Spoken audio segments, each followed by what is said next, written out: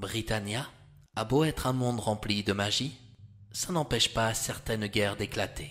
Cela dit, les raisons ne sont pas les mêmes que celles des terriens.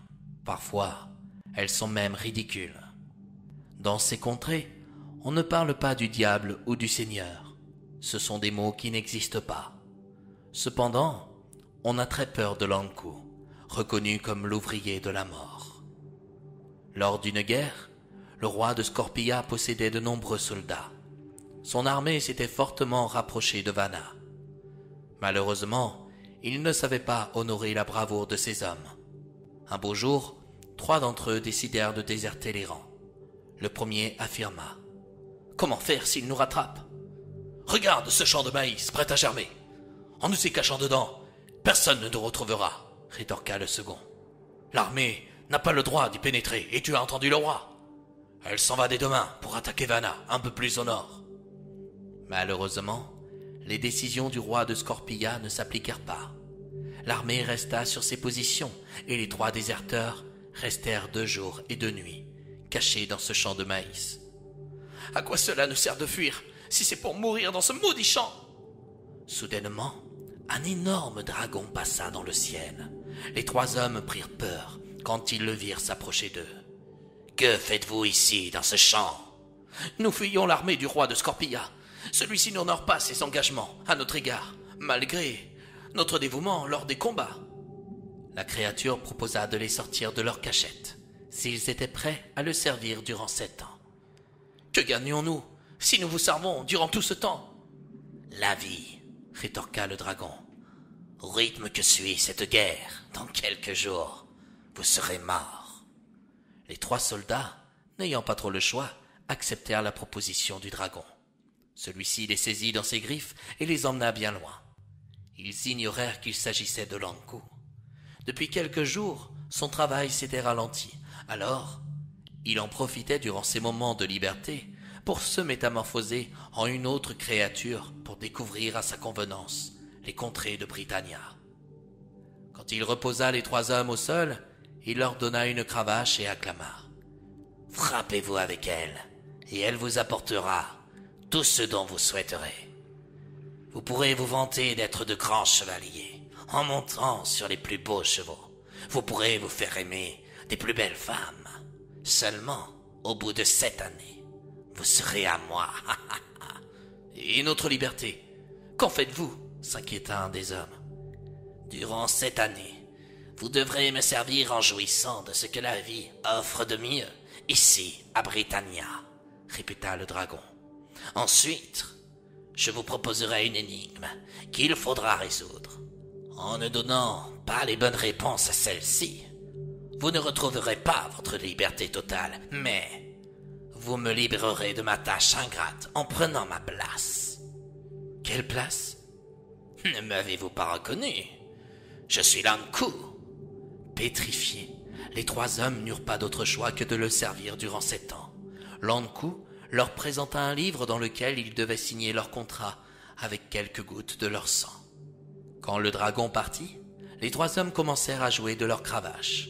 Ils construisirent leur château, voyagèrent dans toutes les contrées de Britannia, profitèrent des plus belles femmes tout en les respectant, mangèrent et burent autant qu'ils purent. Les 7 années passèrent à une vitesse foudroyante.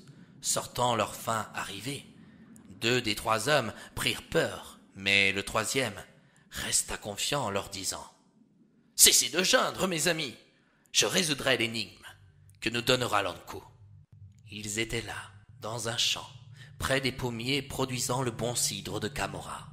Une vieille femme passa près d'eux et leur demanda pourquoi ils paraissaient si tristes.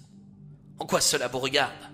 lâcha le premier. « Continuez donc votre chemin. »« Dites-moi toujours, et peut-être que je pourrais vous aider. » Le 3e raconta qu'ils avaient été les serviteurs de Lanku durant 7 ans.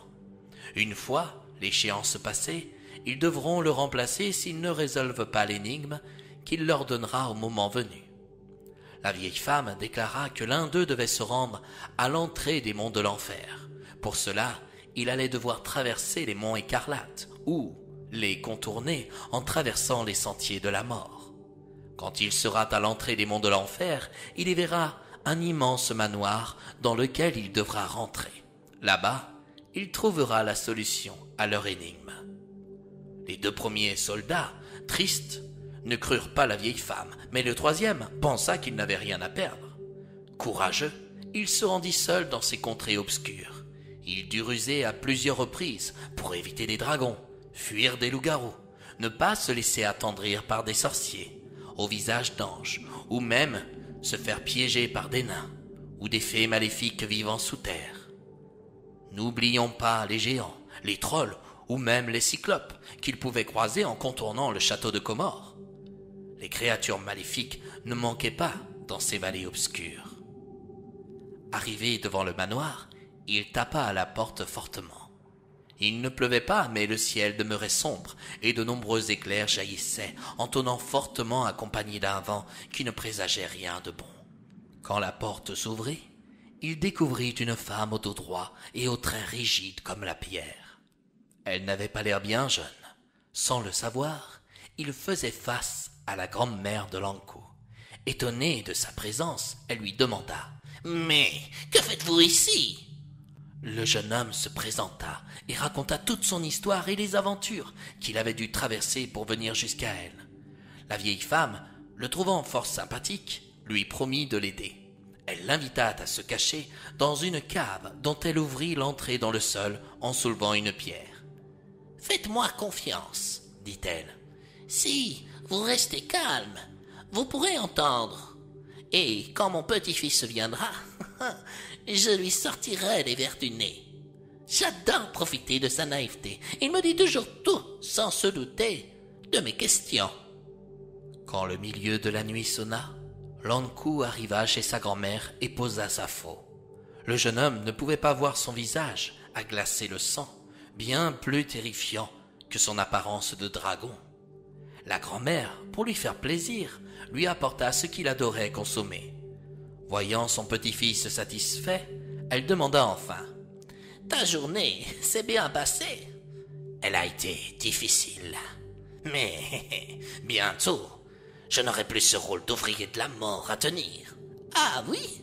J'ai trouvé 3 soldats qui me remplaceront. »« 3 soldats ?» s'étonna-t-elle en jouant la comédie. « Tu sais, ce genre d'homme est rusé. Ils peuvent encore t'échapper. »« Non, pas cette fois. Ils ne pourront jamais résoudre l'énigme que j'ai prévue à leur intention. »« Ah oui ? Et quelle est cette énigme ? » ?»« Eh bien, dans la mer des glaces, il y a un chat marin mort qui sera le rôti du repas. La côte d'une baleine leur servira de cuillère et le vieux sabot d'un de mes chevaux creusés fera office de verre de vin. S'ils trouvent cela, ils seront vraiment forts. À qui le dis-tu ? Sentant le travail le rappeler, Lankou partit pour le royaume de Cannibalia, où un Britannicien s'apprêtait à rendre l'âme. La vieille femme souleva la pierre et sortit le jeune soldat de sa cave. « Avez-vous tout entendu ? »« Oh oui, je vais pouvoir m'en sortir. »« Attendez, prenez ceci. »« Qu'est-ce ? » ?»« Une fiole qui vous permettra de courir à la vitesse de la lumière. Mais ne vous arrêtez pas en chemin. Son action est de courte durée. »« Oh, merci beaucoup. C'est très gentil à vous. » En quelques secondes, le jeune homme retrouva ses compagnons. Croyant qu'il était mort, ceux-ci retrouvèrent la joie, surtout quand ils apprirent qu'ils avaient la solution à l'énigme de Lankou. À l'échéance venue, Lankou se présenta, sous les traits d'un enchanteur. Avec un livre sous son bras, il leur acclama. « Désormais, vous allez pouvoir prendre ma relève. »« Ah non, pas encore, » intervint le 3e soldat. « Nous devons résoudre votre énigme. »« Vous ne pourrez pas. Elle est trop difficile à trouver. » Dites toujours.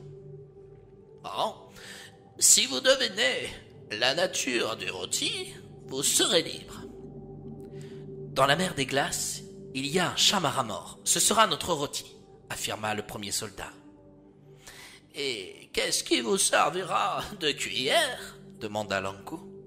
Une côte de baleine, rétorqua le 2e. Surpris par ces 2 premières réponses, Lankou demeurait persuadé de piéger le 3e. Et votre verre de vin, quel sera-t-il » Le troisième homme laissa durer quelques secondes pour le plaisir. Il affirma enfin: « Un vieux sabot, d'un de vos chevaux creusés. » Lankou, n'ayant plus aucune emprise sur eux, se transforma en dragon. Il s'envola aussitôt en poussant un énorme cri de rage. Quant aux 3 soldats, ils purent vivre heureux jusqu'à la fin de leur vie, mais ils se rendirent compte que la plus belle des richesses qu'ils ne pouvaient acquérir par magie demeurait le véritable amour d'une femme. Alors, ils se mirent en route pour le trouver.